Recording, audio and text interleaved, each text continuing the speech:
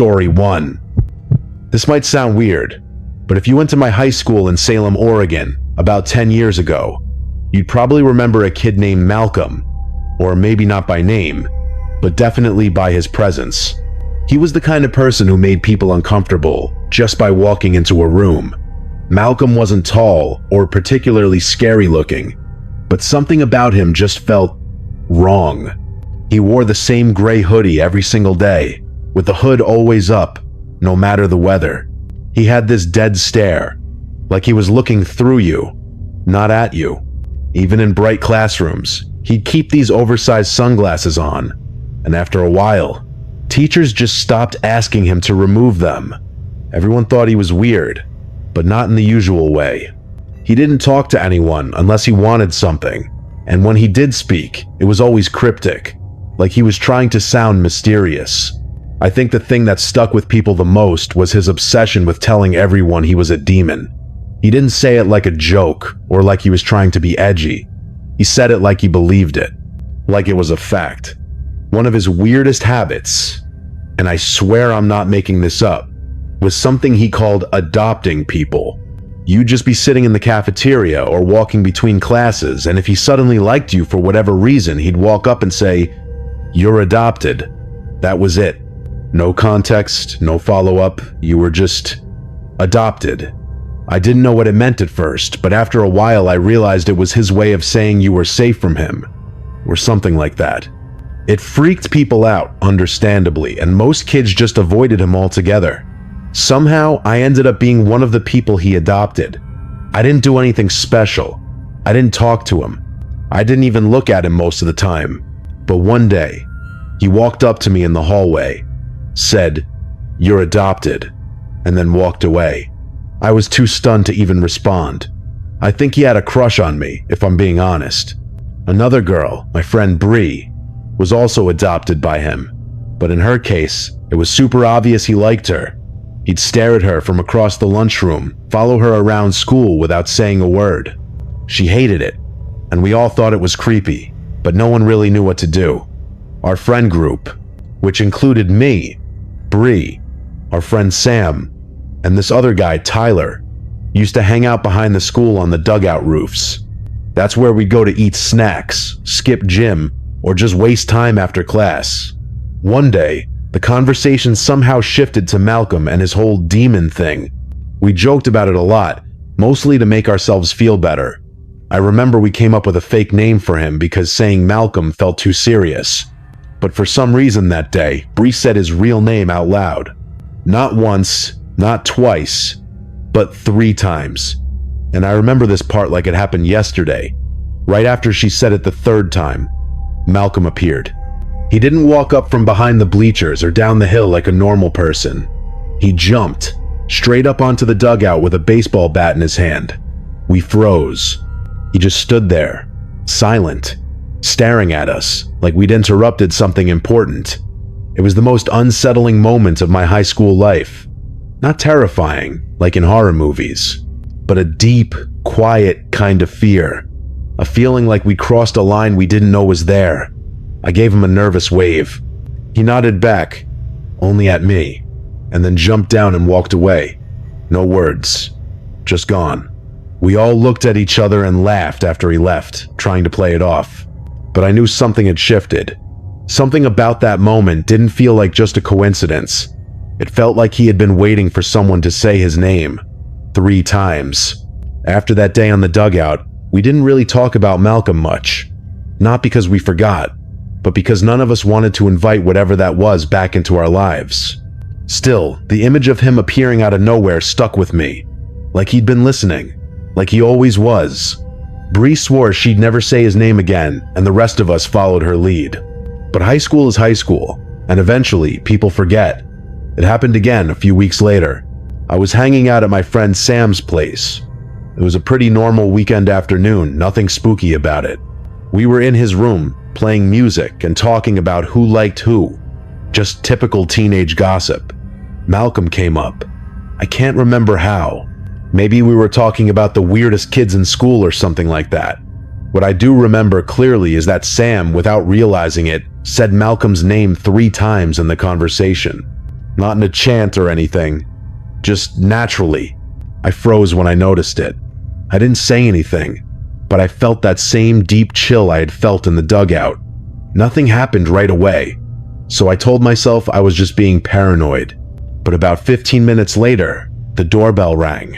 Sam's mom answered it before we even had time to wonder who it was. We both poked our heads out of the bedroom and saw him, Malcolm, standing there in their doorway, not saying a word, just staring inside. Sam's mom asked who he was and why he was there, and Malcolm, calm as ever, said, "I was summoned." That's what he said, "I was summoned." I had goosebumps crawling all over my arms. Sam's mom gave him a confused smile and politely told him it wasn't a good time. Malcolm nodded once, turned, and walked away. That was it. But the damage had already been done. I looked at Sam and he looked at me, and we both knew this wasn't random. We tried to explain it away, saying maybe he lived nearby or was walking past. But deep down, we knew. The third time you say his name, something happens. We told the rest of our group what had happened, and from that day on, everyone agreed. We would never, ever say his name 3 times again. And for a while, we stuck to that rule. Months passed. We all sort of settled into this quiet agreement to never bring him up unless it was absolutely necessary. Then came the night at Tyler's house. It was a sleepover. Me, Bree, Sam, and Tyler. We were up late, sitting on the floor with snacks and soda, talking about creepy stuff, as teens do. Someone brought up Bloody Mary or one of those other urban legends, and then naturally, the topic of Malcolm came up. Tyler didn't believe our stories. He said we were just scaring ourselves for fun. We begged him not to say the name, but he did it anyway. All 3 times, right in a row, loudly, with a smirk on his face like we were idiots for being scared. Nothing happened at first. We all looked at each other in silence. I wanted to believe that meant we were wrong. But then, not even 5 minutes later, we heard something hit the backyard fence, like a thud, followed by the unmistakable sound of someone climbing over it. We ran to the back window. Malcolm was standing there, just standing, watching. He didn't come closer. He didn't say anything. He stared at us for a long minute, and then turned around and disappeared into the dark. Tyler was pale. He didn't say a word. None of us did. We went home the next morning, all pretending we were fine. But we weren't. After that, Tyler never joked about it again. I don't know how he does it, how he knows. I don't know if it's real or if he's just always watching. But I swear to you, if you say his name 3 times, he will come. Story 2. After that day on the dugout, we didn't really talk about Malcolm much. Not because we forgot, but because none of us wanted to invite whatever that was back into our lives. Still, the image of him appearing out of nowhere stuck with me, like he'd been listening, like he always was. Bree swore she'd never say his name again, and the rest of us followed her lead. But high school is high school, and eventually people forget. It happened again a few weeks later. I was hanging out at my friend Sam's place. It was a pretty normal weekend afternoon, nothing spooky about it. We were in his room, playing music, and talking about who liked who. Just typical teenage gossip. Malcolm came up. I can't remember how. Maybe we were talking about the weirdest kids in school or something like that. What I do remember clearly is that Sam, without realizing it, said Malcolm's name 3 times in the conversation. Not in a chant or anything. Just naturally. I froze when I noticed it. I didn't say anything, but I felt that same deep chill I had felt in the dugout.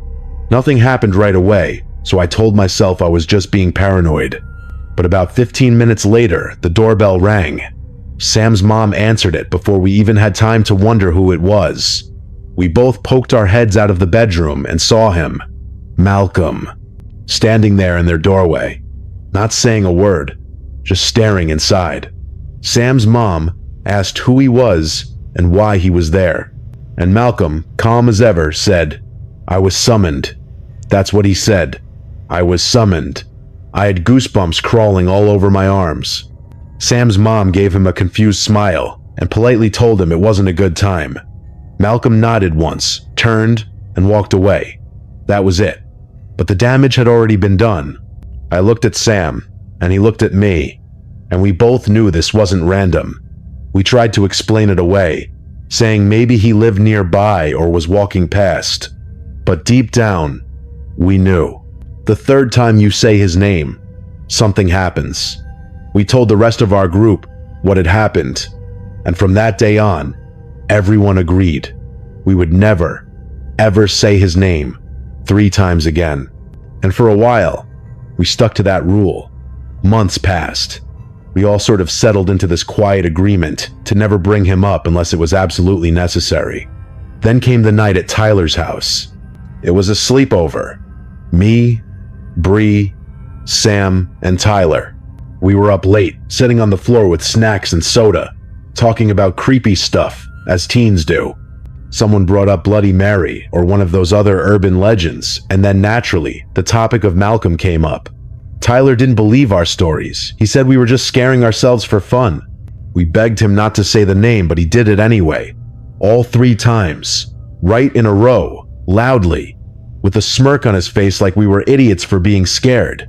Nothing happened at first. We all looked at each other in silence. I wanted to believe that meant we were wrong. But then, not even 5 minutes later, we heard something hit the backyard fence, like a thud, followed by the unmistakable sound of someone climbing over it. We ran to the back window. Malcolm was standing there, just standing, watching. He didn't come closer. He didn't say anything. He stared at us for a long minute and then turned around and disappeared into the dark. Tyler was pale. He didn't say a word. None of us did. We went home the next morning, all pretending we were fine, but we weren't. After that, Tyler never joked about it again. I don't know how he does it, how he knows. I don't know if it's real or if he's just always watching. But I swear to you, if you say his name 3 times, he will come. This happened about 2 winters ago, just outside of Boulder, Colorado. I was driving to a dinner party with my friend Ben on a snowy Saturday night. It wasn't supposed to be a big deal. We were just meeting some friends at a house nearby, grabbing a few drinks, catching up, a simple night out. The snow was already falling pretty heavily by the time we left, but we figured we could make it. We weren't exactly strangers to bad weather. We made one quick stop at a liquor store to grab a couple of bottles, and then we were back on the road. I remember being slightly annoyed at Ben because he forgot to grab his usual can of nicotine pouches and ran back inside, leaving me to wait in the cold with the engine running. It didn't help that my car wasn't exactly built for snowy conditions.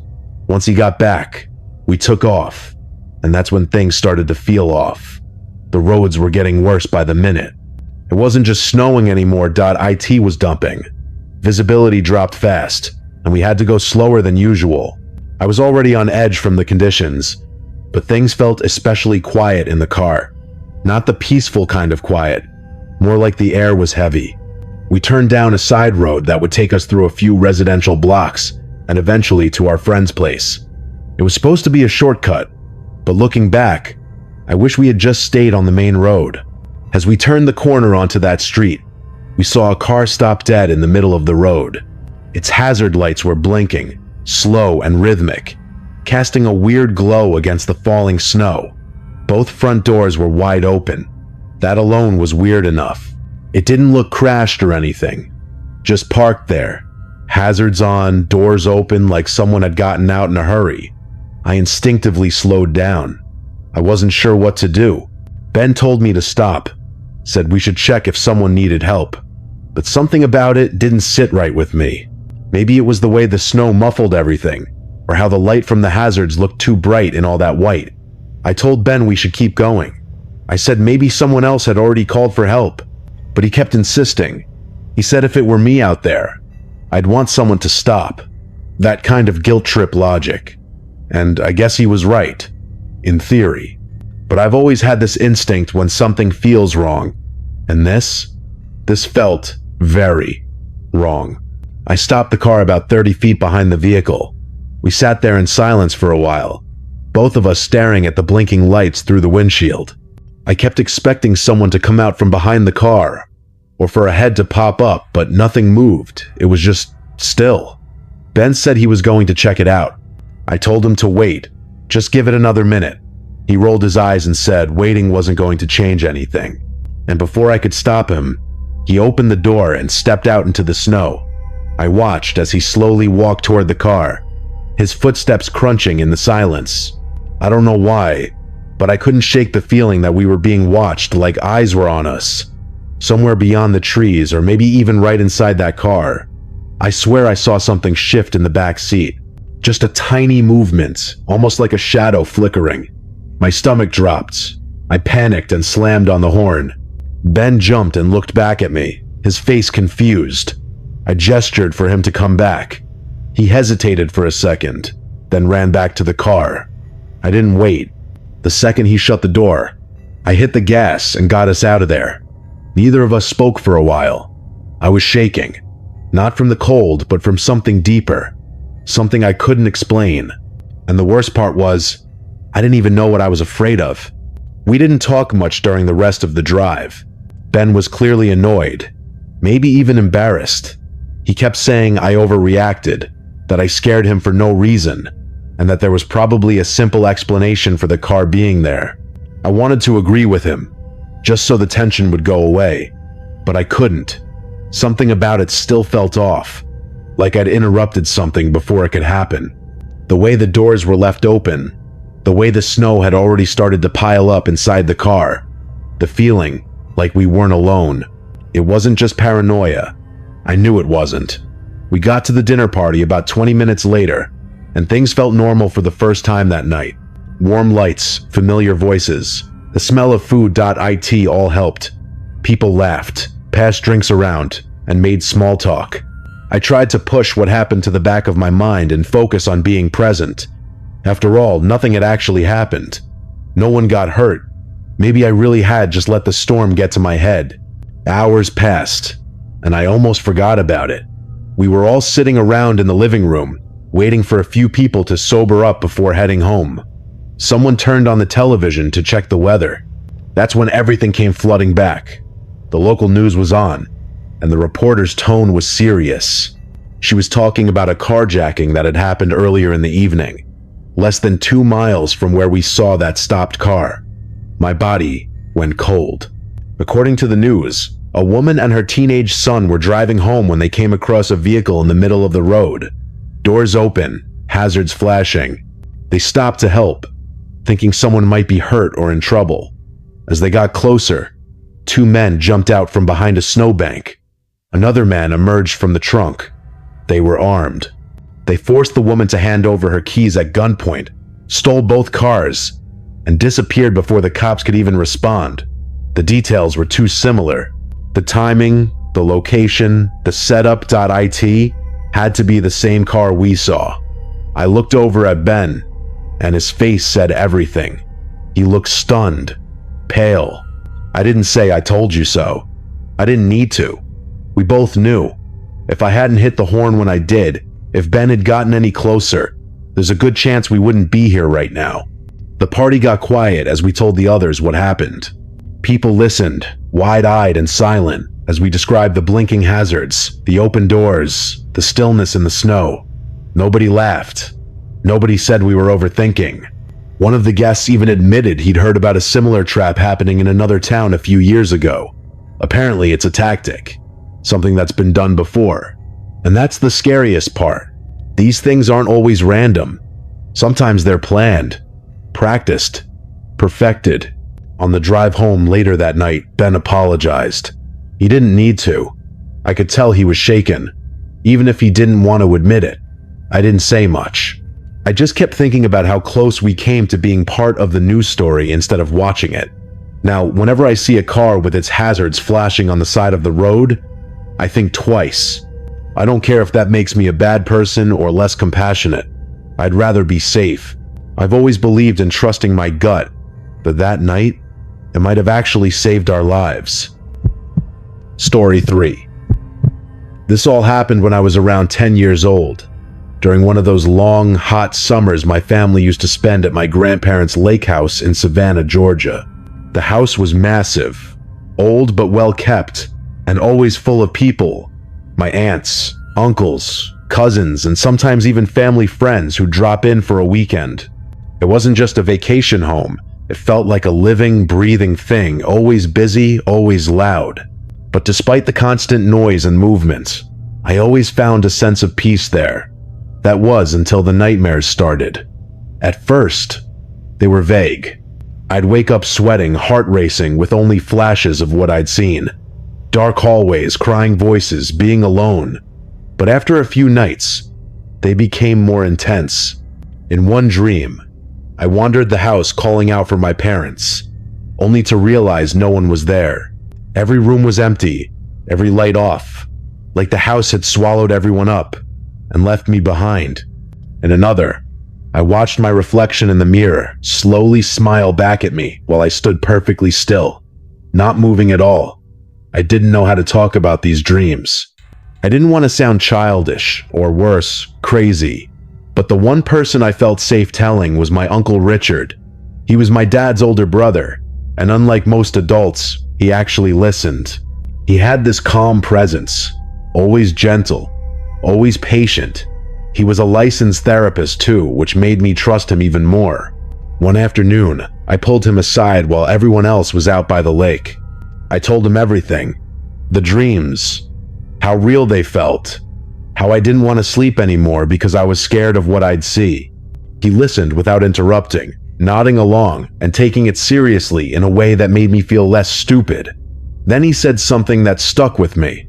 He said, "Sometimes nightmares are how your mind tells you something it can't say out loud." I didn't really get it at the time, but I nodded like I did. He told me he'd think about what might be going on and that if they kept happening, I should come back and let him know. Of course they did. Every night. Worse each time. I started waking up crying. I started avoiding bedtime. I didn't tell my parents because I didn't want to worry them. So a few days later, I found Uncle Richard again.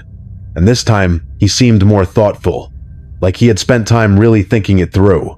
He said he had a theory. He told me he believed I was carrying some deep resentment toward my parents, that even though I didn't realize it, a part of me was angry with them for something, and it was showing up in my dreams. That confused me. I mean, I loved my parents. They were strict sometimes, but they weren't mean or anything. I told him that, but he smiled and said, "That's exactly what makes it so hard to notice. It's all subconscious." I remember feeling uneasy, but also curious. I asked him what I should do. He told me gently to start saying no more often. It was okay to disagree with my parents sometimes.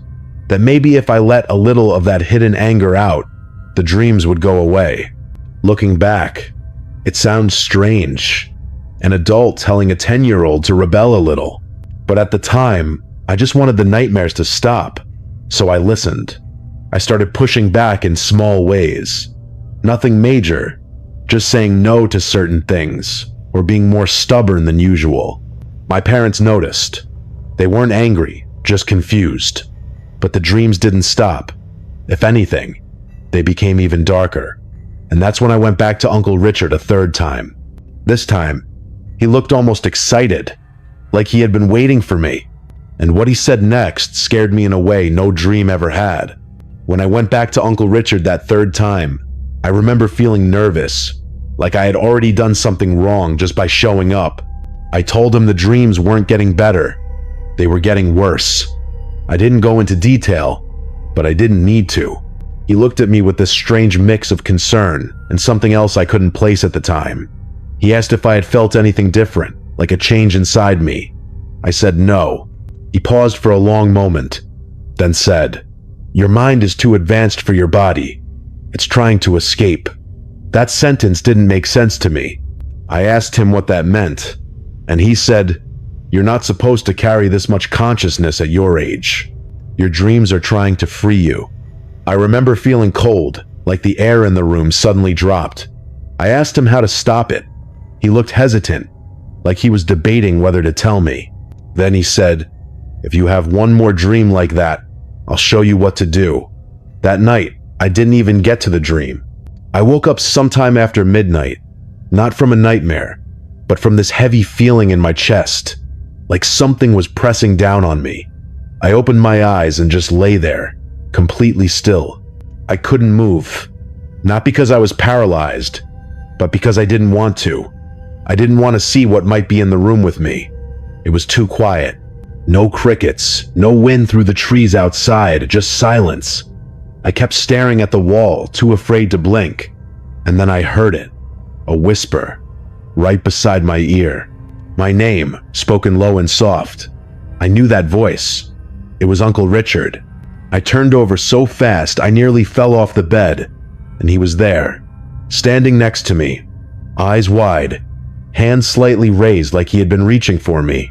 I screamed, loud enough that I could hear people in the hallway starting to stir. Richard stepped back quickly, mumbled something, and slipped out of the room, closing the door behind him.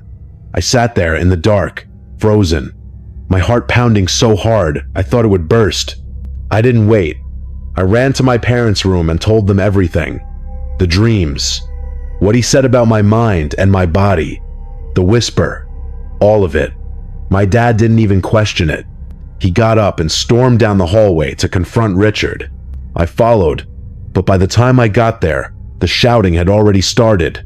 Richard was trying to deny everything, saying I must have dreamed it, but my dad wasn't buying it. He grabbed Richard's satchel, the one he always carried around with him, and ripped it open. What he found still sticks with me.